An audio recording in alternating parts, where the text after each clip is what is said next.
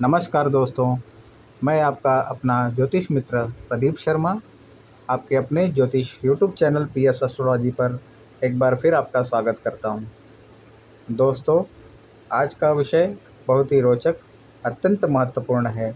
वैसे भी सभी वीडियोस आपको रोचक और महत्वपूर्ण विषयों से भरे मिलेंगे, क्योंकि हम बात करते हैं ज्योतिष सूत्र, योग, दुर्योग और उनसे सटीक उपायों के बारे में। आपको बस इतना करना है मित्रों, चैनल को सब्सक्राइब और हर एक वीडियो को पूरा और अंत तक देखना है, और हो सके तो वीडियो को शेयर करते रहिए। दोस्तों, आज के महत्वपूर्ण विषय की ओर चलने से पहले आपसे कहना चाहूँगा कि अब तक के पिछले सभी वीडियोस को ज़रूर एक बार देख लीजिए। न समझ में आए कमेंट के माध्यम से आप पूछ सकते हैं और वीडियोस को दोबारा देख सकते हैं। दोस्तों, विषय वस्तु को शुरू करने से पहले मुझे लगता है कि उससे जुड़ी कुछ बातों को हम समझ लें, ताकि आगे चलकर विषय को और अच्छे से हम समझ सकें। दोस्तों, हमने अक्सर कई बार ऐसा देखा है कि अचानक से कोई व्यक्ति रातों रात अमीर हो जाता है, धनवान हो जाता है, सुखी हो जाता है, संपन्न हो जाता है, और वहीं अचानक से कोई पहले से धनवान, अमीर, संपन्न व्यक्ति गरीब हो जाता है, दुखी रहता है।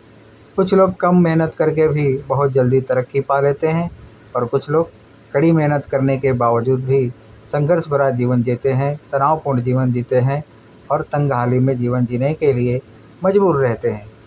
दोस्तों, यह एक प्रकार का ऐसा प्रश्न है जिसका जवाब हम हर जगह तलाशते हैं। ज्योतिष विज्ञान इस विषय में क्या कहता है, हम आज इस वीडियो के माध्यम से समझने का प्रयास करेंगे।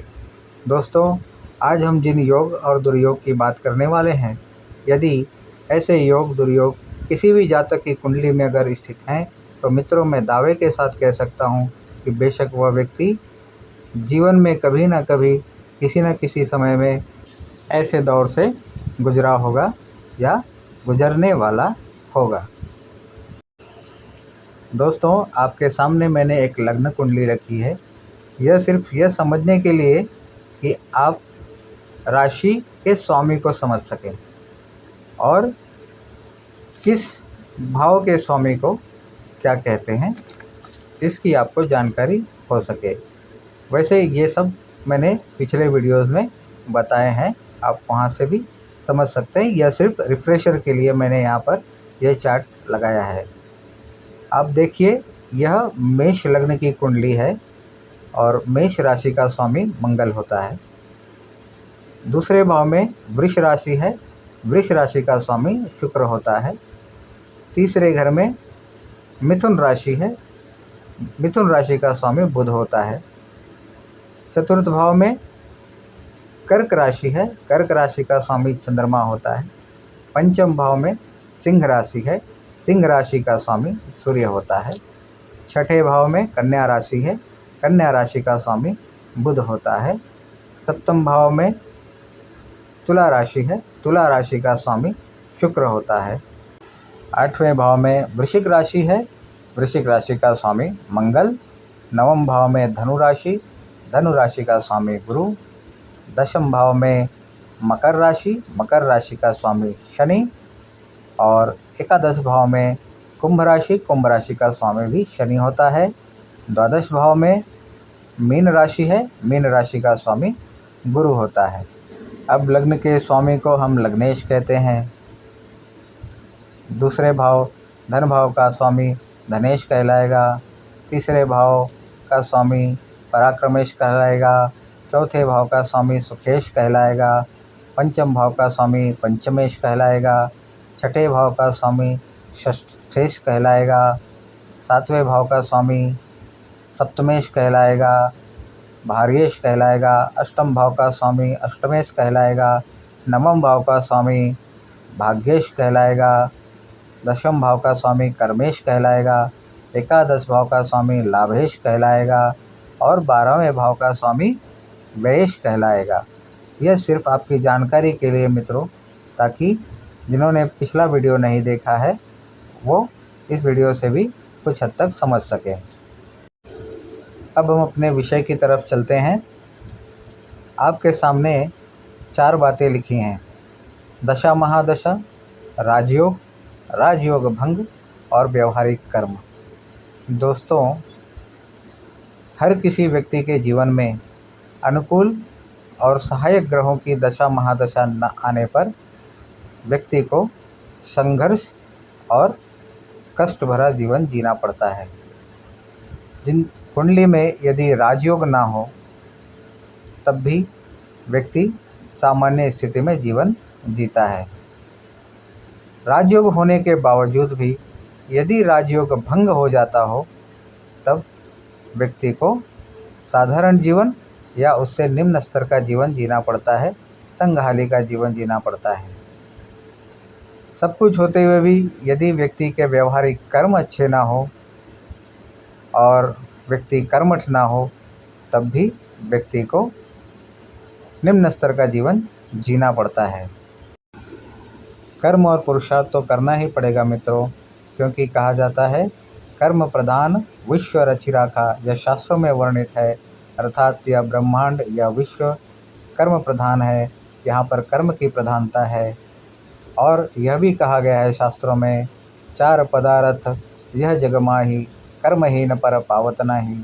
अर्थात सभी पदार्थ, चारों पदार्थ जिनको हम कहते हैं धर्म, अर्थ, काम और मोक्ष, यह सभी पदार्थ इसी संसार में प्राप्त होते हैं, लेकिन जो कर्महीन है उसे नहीं मिलता।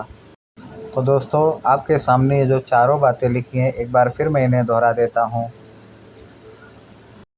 जीवन में यदि व्यक्ति के योग कारक और अनुकूल ग्रहों की दशा महादशा न मिले तो व्यक्ति निम्न स्तर का जीवन जीता है, कष्ट भरा जीवन जीता है।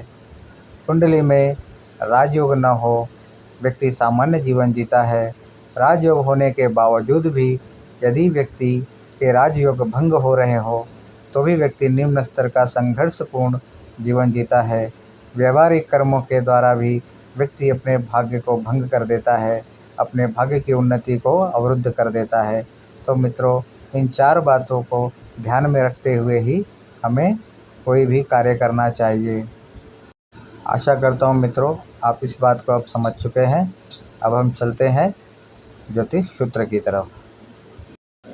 तो दोस्तों, आपके सामने चार्ट प्रस्तुत है, बड़ी सरलता से समझिए, बहुत आसान है यह।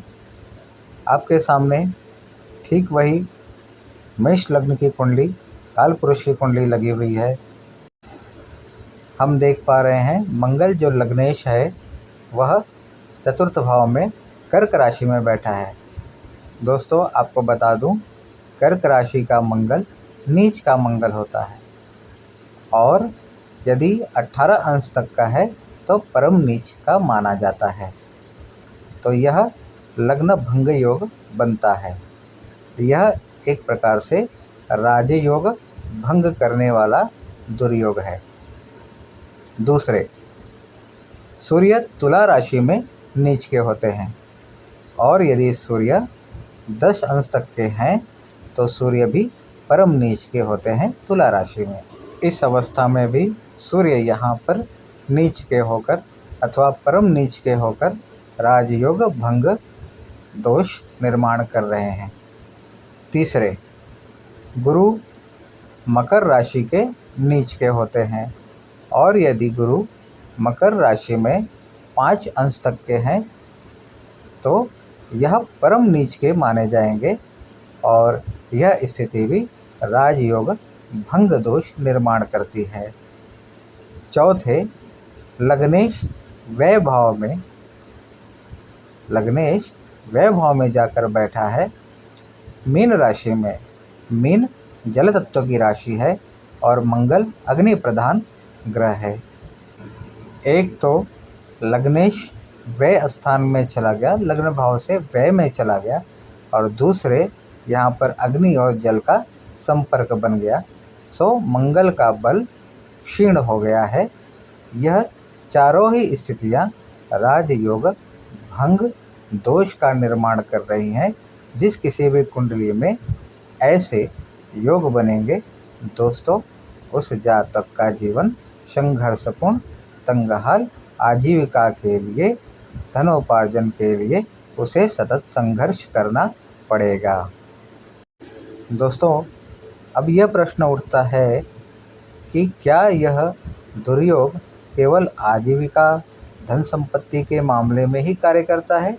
नहीं मित्रों, यह हर एक क्षेत्र के, जीवन के हर एक क्षेत्र में उस व्यक्ति को परेशानी लाएगा। तो मित्रों, यह था वह पहला सूत्र जो मैंने आपके साथ साझा किया है। आशा करता हूँ आपको विषय और यह सूत्र समझ में आया होगा। मिलते हैं अगली वीडियो में राजयोग भंग के एक नए रोचक सूत्र के साथ। यह श्रृंखला समाप्त होने के बाद हम उपायों पर भी चर्चा करेंगे, तो बने रहिए आपके अपने ज्योतिष चैनल PS एस्ट्रोलॉजी के साथ। तब तक के लिए विराम लेते हैं। जय श्री महागणपति, जय श्री राम।